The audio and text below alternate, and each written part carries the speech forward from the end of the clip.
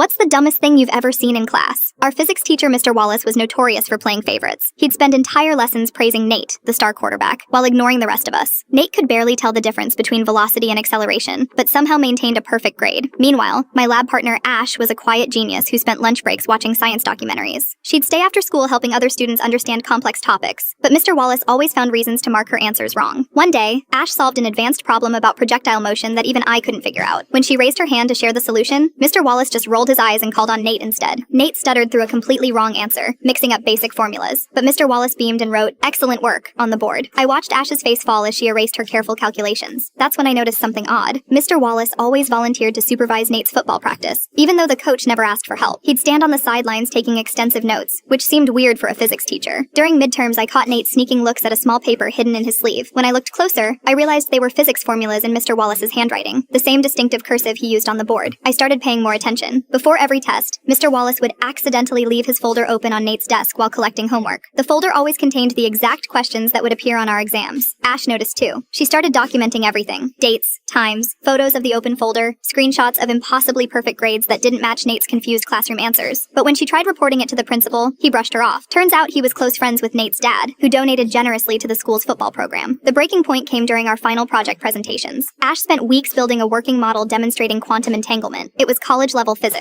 Meanwhile, Nate did a basic presentation about gravity using a tennis ball. Mr. Wallace gave Nate an A+ and failed Ash for not showing her work. That weekend, I helped Ash set up a hidden camera in the classroom. On Monday morning before the first bell, it caught Mr. Wallace slipping test answers into Nate's desk. But that wasn't all. The camera also recorded him editing grades in the system, changing F's to A's for half the football team. We took the footage directly to the school board. They couldn't ignore video evidence, especially when we revealed copies of every doctored grade, every leaked test, and every coincidental folder left open over the past year. The investigation revealed Mr. Wallace had been rigging grades for athletes since he started teaching. He'd failed dozens of brilliant students like Ash to maintain his curve while giving free passes to players who could barely pass basic physics. The school board fired him immediately. The state launched an investigation into his teaching license. But the best part? They had to review every grade he'd ever given. Ash's quantum entanglement project was re-evaluated by actual physics professors. She didn't just pass, she got special recognition and a guaranteed spot in an elite science program. Nate lost his football scholarship when his real grades came to light. Turns out universities aren't impressed by students who can't tell the difference between force and mass. The last I heard, he was taking remedial physics at community college. Mr. Wallace tried getting another teaching job, but the investigation followed him. No school would touch him. He ended up working as a janitor at the same stadium where he used to watch football practice.